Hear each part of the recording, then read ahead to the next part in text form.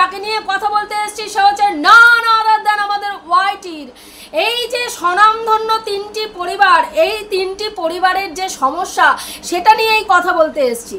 আমাদের যে বিশিষ্ট সমাজসেবী যেই দিদি রয়েছেন যিনি কৃষ্ণনগরে থাকেন, সেই দিদির বেশ সুন্দর একটা ভাবমূর্তি এত দিন পর্যন্ত আমাদের চোখের সামনে ফুটে উঠেছিল এবং যার জন্য উনি অত্যন্ত সম্মানের অধিকারিণী হয়েছিলেন। এবং সেই জায়গায় দাঁড়িয়ে আমরা প্রত্যেকটা মানুষ কিন্তু ওনাকে যেই জায়গাটা দিয়েছিলাম, আজকে কিন্তু সেই জায়গাটা উনি নিজের মানে অনেকটা নড়বড় করছে। মানে কেন বলছে এই কথাটা? হঠাৎ করে তোমরা দেখলে যে এর মধ্যে একটা ঘটনা ঘটেছিল, 65,000-এর নেওয়ার একটা গল্প। কে 65,000 টাকা নিয়েছে? না, আমাদের এই স্বনামধন্য সমাজসেবী দিদিটি 65,000-এর ঘাপলা করেছেন। কোথা থেকে? না, এই দিশানি নামক মেয়েটার কাছ থেকে 65,000 টাকা খেয়েছেন, এর একটা গল্প আমরা শুনতে পেয়েছি। এবং সেটা সত্য না অসত্য উনি বলছেন উনি কোনো টাকা নেননি। কিন্তু যেখান থেকে খবর এসছে, যারা খবরে মানে খবরটা এসছে মার্কেটে, যেমন আমি বলি এই খবরটা প্রথম আমি শুনতে পাই মানে ধরিত্রীদির লাইভ থেকে। ধরিত্রীদির একটা মানে লাইভ করছিল, সেইখান থেকে প্রথম জানতে পারি যে উনি 65,000 টাকা নিয়েছেন এই দিশানি নামক মেয়েটার কাছ থেকে। এবং সেইখানে তারপরে সোমা ওয়ার্ল্ডের সমাধির কাছ থেকেও মানে একটা পেয়েছি যে সমাধিও লাইভ করেছে সেদিনকেই, যে হ্যাঁ সত্যি এই ঘটনাটা এইরকম। তারপরে উনার ফেসবুক লাইভ আমি দেখেছি, সেখানে রাত্রিবেলায় উনি ফেসবুক লাইভ করেছেন এবং সেখানে উনি বলেছেন উনি কোনো রকম টাকা পয়সা নেননি, ওনার সম্বন্ধে মিথ্যে কথা বলা হচ্ছে। কিন্তু আজকে বক্তব্য হচ্ছে কালকের লাইভটা, যেটা কিন্তু এই 65,000 টাকা নেওয়ার গল্পের মধ্যে একটা প্রশ্নবোধক চিহ্ন এনে দিয়েছে। কেন চিহ্ন এনে দিয়েছে সেটাই বিস্তারিত বলবো। উনি প্রথম থেকে এই ঘটনাটার মধ্যে উনি থাকার পরে যখন ঝিমির এই ব্যাপারটা ঘটলো, ঝিমিকে উনি ওনার পরিবারে ঝিমির ত্যাগ স্বীকার করলো এবং ঝিমিকে ধরে কান্নাকাটি করলেন। তারপরে উনি কি করলেন? দিশানির মায়ের সঙ্গে যোগাযোগ করলেন, দিশানির কাছ থেকে দিশানির যে ডিভোর্স সংক্রান্ত কাগজটা সেটা আনলেন, এনে হয়তো সম্ভবত টিপালকে সেটা তিনি দিয়েছেন এবং তাদের মধ্যে একটা কথোপকথন হয়েছে। সেই কথোপকথনটাও মানে আর কি পরবর্তীকালে আমরা ঝিমির মানে একটা ভিডিও করেছে, সেখানে সেই রেকর্ডটা চালানো হয়েছে এবং শুনতে পেরেছি। এবার সেই পর্যন্ত ঠিক ছিল। এবার এইখানে দাঁড়িয়ে ওনার যে কার্যকলাপ, ঝিমিকে নিয়ে যখন ঝিমি ত্যাগ স্বীকার করলো উনি প্রচণ্ড কান্নাকাটি করলেন। আমরা কিন্তু মুগ্ধ নয়নে ওনাকে দেখেছি এবং ভেবেছি যে সত্যি এই রকম সমাজসেবী এই রকমই হওয়া উচিত। এই রকম একটা মেয়ের পাশে এসে দাঁড়িয়েছে কোনো রকম পারিশ্রমিক না নিয়ে। কিন্তু তার পরবর্তীকালে যখন উনি ঝিমিকে নিজের সন্তানের সঙ্গে তুলনা করলেন এবং টিপাল এবং পিপালের মাঝখানে একটা মানে ঝামেলার ক্রিয়েট হলো, দুজনের মধ্যে স্বামী স্ত্রীর মধ্যে একটা বিশাল মনোমালিন্য হলো এবং তার ফলস্বরূপ টিপাল আজকে বাড়ির বাইরে। এবং পিপালের কালকের ভিডিও তোমরা দেখেছো যে কি পরিমাণে চিঙ্কিদি কালকে কান্নাকাটি করে ভিডিও করেছে। স্বাভাবিক, চিঙ্কিদি আজকে যেই জায়গায় দাঁড়িয়ে কান্নাকাটি করছে এটা স্বাভাবিক ঘটনা। কারণ আজকে দেখুন চিঙ্কিদি দুই তরফে দুই দিক থেকেই কিন্তু একাকিত্বে বোধ করছে। কারণ মেয়েটা আজকে এমন একটা পরিস্থিতির মধ্যে রয়েছেন, যেই মেয়ে, ভাবুন তো, একটা মেয়ে তার স্বামীর কাছ থেকে কিচ্ছু চায় না, স্বামী তাকে পাশে বসিয়ে রেখে অন্য একজনকে বলছে যে সে তাকে ভালোবাসে। ঝিমি তাতেই সই, তাও দাঁত বের করে হেসে বলছে আমি ভালো আছি। রাতের পর রাত বিভিন্ন জায়গায় স্ট্রিম লাইভ হচ্ছে, স্ট্রিম লাইভে হাজব্যান্ড উঠছে, সেখানে একটা ইন্টারন্যাশনাল প্ল্যাটফর্মে চিৎকার করে বলছে আমার বউয়ের সাথে আমি সংসার করতে চাই না, আমাকে জোর করে দিয়ে গেছে, আমার কোনো ইচ্ছা ছিল না, ঝিমিরও কোনো ইচ্ছা ছিল না, ওকে জোর জবরদস্তি আমাদের দিয়ে সংসার করানো হচ্ছে, আমার ইচ্ছের কোনো দাম নেই, আমার চাওয়া পাওয়ার কোনো দাম নেই, আমি ঈশানীকেই ভালোবাসি। এই যে ব্যাপারগুলো ঘটছে, আজকে দিশানিকেই ভালোবাসি বলে আজকে পাশে স্ত্রীকে রেখে একটি ছেলে ইন্টারন্যাশনাল প্ল্যাটফর্মে চিৎকার করে বলছে আমি দিশানিকে ভালোবাসি। সেখানে একটা মেয়ের মনের অবস্থা কি হতে পারে এবং সেই মেয়ের মায়ের মনের অবস্থা কি হতে পারে, আশা করি যারা মা এবং যাদের মেয়ে সন্তান আছেন তারা বোধহয় রিয়ালাইজ করতে পারছেন। আজকে পক্ষপাতিত্ব নয়, নিরপেক্ষভাবে চিন্তা করে দেখুন, একজন স্ত্রী যে লিগ্যাল ওয়াইফ, সে তার স্বামীর কাছে থাকতে চাইছে, সেই লিগ্যাল ওয়াইফকে বের করে দিয়ে একজন সমাজসেবী সমাজকে বার্তা দিচ্ছেন, যেখানে লিগ্যাল ওয়াইফ নয়, যে ইললিগাল, যার সঙ্গে পরকীয়া করেছে তাকে ঘরে ঢুকিয়ে দেওয়ার। আজকে যদি এই বার্তাটা সমাজে একজন সমাজসেবীর কাছ থেকে যায়, তাহলে সাধারণ মহিলারা যারা ঘর সংসার করছেন, স্বামীকে আঁকড়ে ধরে সংসার করছেন, যাদের স্বামীরা পরকীয়ায় রত, তাদের ওয়াইফের সঙ্গে নোংরা আচরণ করছেন, তারপরেও সেই ওয়াইফরা সংসার আঁকড়ে কামড়ে বেঁচে রয়েছেন সন্তানের মুখের দিকে তাকিয়ে, তারা আজকে কতটা ইনসিকিউর ফিল করছে। ভেবেছেন একবারও এই প্রশ্নটা, যে তারা আজকে কতটা ইনসিকিউর ফিল করছে? আজকে যেই সমাজসেবী কৃষ্ণনগরের যে দিদি, আপনি তো এই ব্যাপারটা থেকে বেরিয়ে গেছিলেন, তাহলে আপনি এই ব্যাপারটার মধ্যে আবার কেন ঢুকলেন? আমার প্রশ্ন হচ্ছে সেইখানে। আপনি বারবার বলেছেন, আমি এই আগের দিন লাইভেও আপনি বলেছেন আমি এই ব্যাপারের মধ্যে আর ঢুকবো না, কিন্তু কালকে আপনাকে দেখা গেছে দিশানির সঙ্গে লাইভ করতে, এবং সেখানে আপনি বলছেন পাশা উল্টাতেও পারে মানেটা কি একটু বলবেন দিদি? প্লিজ একটু বিশ্লেষণ করে বলুন, পাশা উল্টানো মানে আপনি কি বোঝাতে চেয়েছেন? যে পাশা উল্টে গিয়ে ঝিমি বাড়ির বাইরে থাকতে পারে আর দিশানি ঘরের ভেতরে থাকতে পারে, এটাই কি বোঝাতে চেয়েছেন? পাশা উল্টানোর মানেটা এটাই বোঝাতে চেয়েছেন? যদি এটাই বোঝাতে চেয়েছেন, তাহলে আপনি একজন সমাজসেবী হিসাবে সমাজে কি বার্তা দিচ্ছেন? যে লিগ্যাল ওয়াইফকে রাস্তায় বের করো আর পরকীয়ারত ইললিগ্যাল বউকে ঘরে এনে ঢোকাও। আজকে ঝিমিকে তো আপনি মেয়ে ভেবেছেন, ঝিমিকে আপনি সন্তান ভেবেছেন। একবার সেই জায়গায় দাঁড়িয়ে থেকে একটু ভাবুন তো, যে একটা মেয়ে আশা থেকে শুনে যাচ্ছে তার শাশুড়ি বলছে আমরা চাইনি ও এখানে আসুক, তার হাজবেন্ড বলছে আমরা চাইনি ও এখানে আসুক, কিন্তু ও জোর করে এখানে ঢুকেছে, ওকে জোর জবরদস্তি এই বাড়িতে দিয়ে গেছে। তারপরেও ঝিমি হাসছে, তারপরেও ঝিমি বলছে আমি ভালো আছি।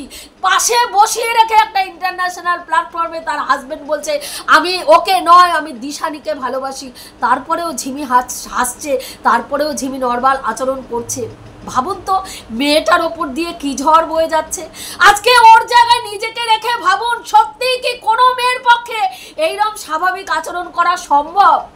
ভেতরে মেয়েটা কাঁদছে, ক্যামেরার আড়ালে হাউ করে কাঁদছে, কিন্তু যখন ক্যামেরা অন হচ্ছে বলছে না আমি ভালো আছি, আমি সুস্থ আছি। আজকে সঙ্গীতাদি কাউকে না জানাক, কোনো মিডিয়া, কোনো ক্যামেরাম্যান কোনো কিছু না করে ডাইরেক্ট অ্যাকশন দেখিয়ে, একদম ডাইরেক্ট অ্যাকশন করে মেয়েটাকে ওই জায়গায় ঢুকিয়ে দিয়েছে। আজকে পুরো সোশ্যাল মিডিয়ায় যারা পরকীয়াকে সমর্থন করছেন তারা বলছেন এটা অন্যায় করেছেন। লিগ্যাল ওয়াইফকে ওখানে কেন ঢোকানো হয়েছে? ওখানে পরকীয়ারত যে ছিল, যার সঙ্গে ছিল পরকীয়া, তাকে ঢোকানো উচিত ছিল। আজকে যারা এগুলো বলছেন, আমার মনে হয় তারা কোনো না কোনো জায়গা থেকে এই সব ব্যাপারের সঙ্গে নিজেদেরকে জড়িয়ে রেখেছেন।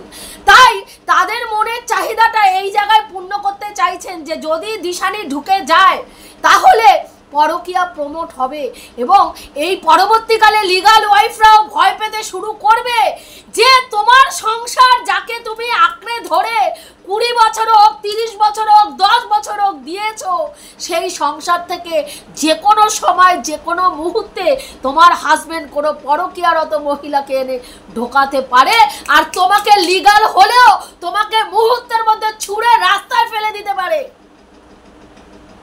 যদি সত্যি এটা হয়, সমাজের কোন জায়গায় আজকের ডেটে দাঁড়িয়ে বলতে পারেন আমাদের হাউস ওয়াইফরা সেফ রয়েছেন? কোন জায়গায় দাঁড়িয়ে? আজকে প্রত্যেকে তো বড় বড় ব্লগার হয় না। আজকে ঝিমির জন্য আমরা গলা ফাটাচ্ছি, কারণ ঝিমি একজন মানে মোটামুটি ইউটিউবার হিসাবে প্রতিষ্ঠিত। আজকে যদি ধরুন কোনো এমন মানুষ হলো যে অত্যন্ত নগণ্য, যার মানে ধরুন ইউটিউবে কোনো চ্যানেল নেই, বা ইউটিউবে চ্যানেল থাকলেও কোনো নাম ডাক সেরকমভাবে নেই, সেই ক্ষেত্রে প্রত্যেকটা মানুষ এইভাবে গলা হয়তো তুলতো না। তাহলে সেই জায়গায় দাঁড়িয়ে সেই সব মেয়েদের অবস্থা কিরকম ভয়ঙ্কর হতে পারে ভাবতে পারেন? আজকের ডেটে দাঁড়িয়ে বহু সংসার এই রকম পরকীয়ায় রত মহিলাদের গ্রাসে অন্য মহিলারা, হাউস ওয়াইফ যারা লিগ্যাল স্ত্রী, তারা এইভাবে টর্চার হচ্ছে।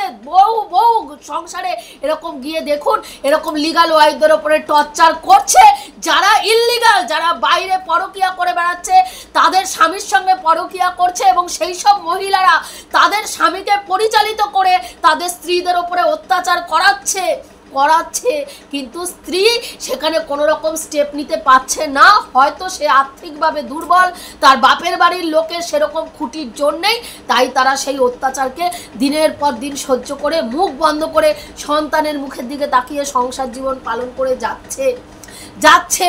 আজকে কি পরিস্থিতি ভাবতে পারেন? আজকে একজন সমাজসেবী যাকে আমরা আদর্শ মনে করি, যার কাজ হচ্ছে সুবিচার করিয়ে দেওয়ার, সেখানে তো প্রথমেই ওনার দরকার ছিল, বলা উচিত ছিল, যখন উনি এই মানে ঝিমি এবং রিতমের ব্যাপারটা জানেন, ঝিমি, রিতম এবং দিশানির ব্যাপারটা পুরোপুরি জানেন, সেখানে যখনই উনি শুনেছেন যে ঝিমি তার সংসারে ঢুকেছে, তখনই তো ওনার উচিত ছিল এই মেয়েটাকে বলা, দিশানিকে বলা যে তোমার কেস নিয়ে, তোমার কেস সংক্রান্ত কোনো ব্যাপার নিয়ে তুমি আমার কাছে আসবে না, কারণ তুমি নোংরামি করেছো, তুমি একটা অবৈধ রিলেশন চালিয়ে গেছো এবং ইচ্ছাকৃত ভোগ হয়েছো। তোমাকে ভোগ করা হয়নি, তুমি নিজেকে ভোগ করতে দিয়েছো। তুমি ফায়দা লোটার জন্য তুমি একটা ছেলেকে তোমাকে ইউজ করতে দিয়েছো দিনের পর দিন। এবং এইটুকু জানুন যে পরকীয়ারত মহিলারা প্রথমেই যার সঙ্গে পরকীয়া করে, আগে শারীরিক সম্পর্ক করে, আগে বেড শেয়ার করে, তারপরে অন্য কিছু শেয়ার করে, কারণ তাদের প্রধান উদ্দেশ্য হচ্ছেই এইভাবে ফাঁসানো। যখনই ছেলেটা ট্যাপু করবে, তাকে বলবে তোমার সঙ্গে কিন্তু আমার শারীরিক সম্পর্ক রয়েছে, যদি মুখ খোলো সমাজে তোমাকে অন্যভাবে উলঙ্গ করে ছেড়ে দেব। এবং এই পলিসিগুলো এইসব পরকীয়ারত মহিলারা মানে সুন্দরভাবে অ্যাচিভ করে, সুন্দরভাবে নেয়। না হলে আজকে সেখানে তো ওনার বলা উচিত ছিল পাশা ঘুরে যাবে। মানেটা কি? পাশা ঘুরে যাবে। এখানে আপনি এই যে 65,000 টাকা নেওয়ার গল্পটা হয়েছে, আজকের ডেটে দাঁড়িয়ে কিন্তু মনে হচ্ছে কালকের লাইভটা দেখার পরে এর মধ্যে বেশ কিছু ঘাপলাবাজি রয়েছে। এবং এই ঘাপলাবাজির মধ্যে 65,000 টাকার যে ঘাপলাটা রয়েছে না, এর মধ্যে কোথাও না কোথাও সত্যতা আছে। না হলে আপনি সময় ব্যয় করে আপনার মানে যেই ব্যাপারটা সম্বন্ধে আপনি জানেন, অবগত, আপনি দেখেছেন যে এখানে কি কি ঘটনা ঘটেছে, এবং তারপরে সেই ব্যাপার থেকে সম্পূর্ণ বেরিয়ে যাওয়ার পরে আবার আপনি এন্ট্রি নিতেন না, এবং এই মেয়েটার পক্ষ হয়তো একেবারেই নিতেন না। আজকে ওকে বলা উচিত ছিল আপনার, যখনই আপনার কাছে গেছিল, না আমি এই কেস নিতে পারবো না। যেখানে নন্দিনীদের মতন মানুষ এই কেসটাকে নেয়নি, সেখানে আপনি আবার যেচে পড়ে এই কেসটার মধ্যে ঢুকলেন কিসের উদ্দেশ্যে বলুন তো? কোন মোহে? আজকে যদি সত্যি আপনি ঝিমিকে নিজের সন্তান ভাবতেন, সেই মেয়েটা তো অন্ধের মতন আজকের ডেটে দাঁড়িয়ে সঙ্গীতা দিকে নয়, যেই সঙ্গীতা দিয়ে ওকে ওর শ্বশুর বাড়িতে ফিরিয়ে দিয়েছে, যেই সঙ্গীতা দিয়ে ওকে ওর স্বামীর সংসার ফিরিয়ে দিয়েছে, আজকে তাকে কিন্তু ও বাজে কথা বলছে। তারপরে দাঁড়িয়ে আপনাকে, আপনার সুনাম করছে, আপনাকে লাইভে ওর স্বামীর পাশে বসে বলছে সঙ্গীতাদি হচ্ছে মানে না, আপনি ঠিক, সঙ্গীতাদি ভুল, আপনি ঠিক বলছেন। আর সেই মেয়েটার ক্ষতি করার জন্য তারই স্বামীর সঙ্গে যে অবৈধ রিলেশনে লিপ্ত, তার সঙ্গে বসে আপনি লাইভ করছেন। বলতে পারেন এখানে কি সন্তানের ভালোবাসা আপনি দেখিয়েছেন? কি সন্তানের? আপনার যদি সত্যিই আজকে ঝিমি সন্তান হতো, সত্যিই যদি আপনি মাসি হতেন, যেই কথাটা আপনি বলেছিলেন লাইভে যে আমি ওর মাসি হই, সত্যিই যদি তাই হতেন, পারতেন আজকে দিশানির সঙ্গে বসে লাইভ করতে, পারতেন আজকে সেই লাইভের কথা শোনাতে। এবং সেখানে আপনি বলছেন পাশা ঘুরতে পারে, পাশা উল্টাতে পারে। যখন ও বেরিয়ে যাবে, কি করে এই কথাটা বলছেন? যখন ও বেরিয়ে যাবে, কেন বলছেন না যে ও কেন বেরোবে? বেরিয়ে যেতে পারে কি? ও বেরিয়ে কোনো বাড়ি ও বেরিয়ে যেতে চায়নি, ওকে জোর জবরদস্তি বের করা হয়েছে, এমন সিচুয়েশন ক্রিয়েট করা হয়েছে যাতে মেয়েটা ওখানে থাকতে না পারে। ফুলসজ্জার রাত্রি থেকে শুনুন, ফুলসজ্জার রাত্রি থেকে এই মেয়েটা ওদের স্বামী স্ত্রীর মাঝখানে ঢুকে বসে রয়েছে। সেদিন কেউ তার হাজবেন্ড এই মেয়েটির সঙ্গে দেখা করতে গেছে, ফুলসজ্জার রাত্রিও স্বামী স্ত্রীর জন্য, স্ত্রী অপেক্ষা করছে স্বামীর জন্য, স্বামী এই মেয়েটির সঙ্গে দেখা করতে গেছে। তার প্রমাণ যারা যারা মানে ভেতরে ভেতরে কথোপকথন বলে, প্রত্যেকের কাছে সেই প্রমাণ আছে। জন্মদিনের উইশ করা, বিবাহ বার্ষিকী উইশ করা, তারপরে তাদের সঙ্গে ঘন্টার পর ঘন্টা তার সঙ্গে ভিডিও কলিংয়ে বাথরুমে ঢুকে কথা বলা। সেখানে দাঁড়িয়ে একটা মেয়ে সুস্থভাবে সংসার করতে পারে বলে আপনার মনে হয়? আপনি হলে পারতেন সেখানে থাকতে? পারতেন না। তাই ঝিমিও পারে না। যখন ঝিমির মাথার ওপর দিয়ে সহ্য করতে করতে জল মাথার উপর দিয়ে যায়, তখন ও রিয়াক্ট করে, কারণ ও রক্তে মাংসের মানুষ, এবং সেইখানে তখন ও বেরিয়ে যেতে বাধ্য হয়। কারণ এই যে ছেলেটার মেয়েটার বেলেল্লাপানা দিনের পর দিন চলছে, এটা সহ্য করতে সবসময় ও পারে না। আজকে প্রথম থেকে এই ছেলেটি কোনো দিনই এই মেয়েটিকে ভালোবেসে বিয়ে করেনি। আমি বলবো ঝিমিকে কোনো দিনই ভালোবেসে বিয়ে করেনি। ও এই মেয়েটার প্রথম ওয়াইফ যে ছিল দিশানি, তার উপরে তাকে দেখানোর জন্য, তাকে ঈর্ষা ফিল করানোর জন্য, হ্যাঁ, এবং ওকে ছাড়াও যে ও আরও কাউকে কোনো বড় ইউটিউবারকে মানে ওর জীবন সঙ্গী করতে পারে দেখানোর জন্য, রিভেঞ্জ নেওয়ার জন্য, ওই মেয়েটাকে আবার কাছে আনানোর জন্য শুধুমাত্র ঝিমিকে একটা গুটি হিসাবে ব্যবহার করেছে। ও কোনো দিনই ঝিমিকে ভালোবাসেনি। আজকে ভালোবাসার নমুনা এরকম হতে পারে না। আমরা দেখেছি যখন ঝিমি হাতটা কেটে হাসপাতালের বেডে কি বলবো জমে মানুষে টানাটানি, আমরা যারা ঝিমিকে শুধুমাত্র ভিডিও টু ভিডিও দেখেছি, যন্ত্রণায় ছটফট করেছি, সারা রাত্রি ঘুমাতে পারিনি। আর সেই সময় ওদের বেলেল্লাপানা দেখেছি, বিশ্বাস করুন মানুষ হিসাবে লজ্জিত হয়েছি যে কি করে সম্ভব একটা মেয়ের সঙ্গে এক ছাদের তলায় একই বিছনায় যদি দিনের পর দিন তাকে স্ত্রী হিসাবে গ্রহণ করার পরে তার স্বামী কি করে এতটা অসভ্যতামি করতে পারে, কি করে এতটা বর্বরতা করতে পারে। সেই সময়ও ওদের ভালোবাসার রিলস ছাড়তে একবারও দেরি হয়নি, চুমাচাটি করে এক জায়গায়ও দেরি হয়নি। দেখুন তো একটা রিলস দেখাতে পারবেন যেই সময় ঝিমি এইখানে এসছিল, এই যে টিট্টু বিট্টু যার নাম করছে টিট্টু ফিট্টুর সঙ্গে, কোনো জায়গায় ঝিমিকে এরকম অসভ্যের মতন রিলস করতে দেখা গেছে? জড়িয়ে ধরা, হ্যাঁ, গালের সাথে গাল লাগিয়ে দেওয়া, স্নান করানো, দেখেছেন কোথাও এই ধরনের ভিডিও? বারবার টিট্টুও স্বীকার করেছে যে ও ঝিমিকে বিয়ে করতে চেয়েছে, কিন্তু ঝিমি বারবার বলেছে ওর পক্ষে এই রিতম ছাড়া আর কাউকে ভালোবাসা সম্ভব নয়।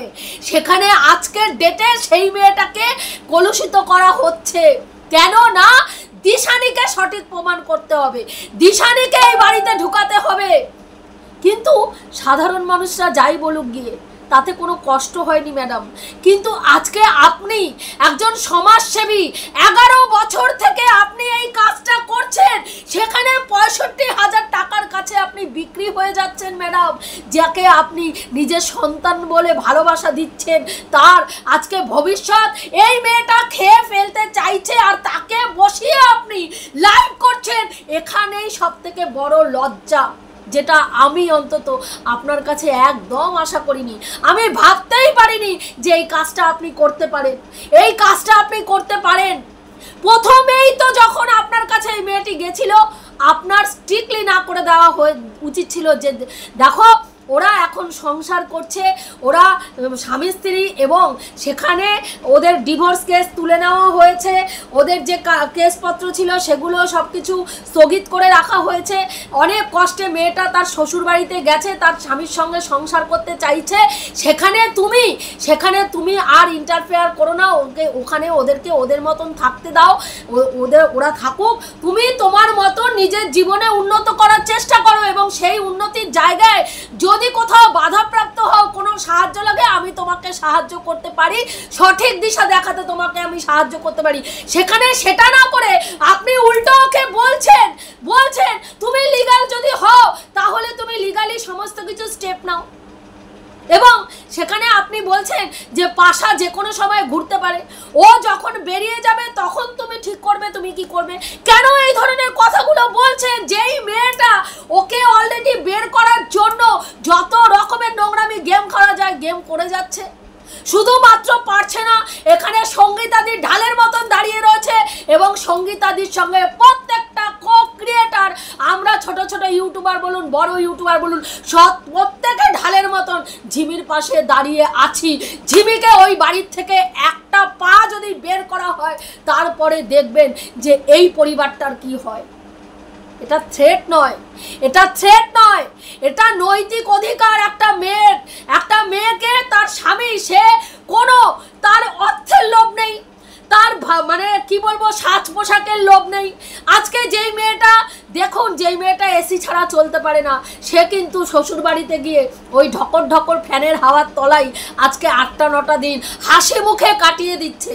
তার স্বামী ঘরে তার সঙ্গে সমস্ত রিলেশন করছে, বাইরে এসে ঘরে এক থালা ভাত খেয়ে এসে বাইরে লাইভ করে বলছে আজকে আমি খাইনি, আজকে আমার মন ভালো নেই, আমি আর সহ্য করতে পারছি না, আমি নিতে পারছি না, আমার উপরে অত্যাচার হচ্ছে, আমাকে জোর জবরদস্তি চাপিয়ে দেওয়া হচ্ছে বলছে। অথচ গিয়ে স্ত্রীর সামনে গিয়ে অন্যরকম নাটক করছে। তারপরে মেয়েটা কিন্তু সব দেখতে পাচ্ছে, শুনতে পাচ্ছে, তারপরেও মেয়েটা ক্যামেরার সামনে এসে হাসছে, বলছে, স্বাভাবিক আচরণ করছে। আজকে ঝিমির জায়গায় নিজেকে একটু দাঁড় করিয়ে রেখে ঝিমির জায়গায় নিজেকে দাঁড় করিয়ে দেখুন ম্যাডাম, সত্যি যেই কাজটা আপনি করেছেন ঠিক করেছেন না ভুল করেছেন, এটুকুই বলার ছিল বন্ধুরা।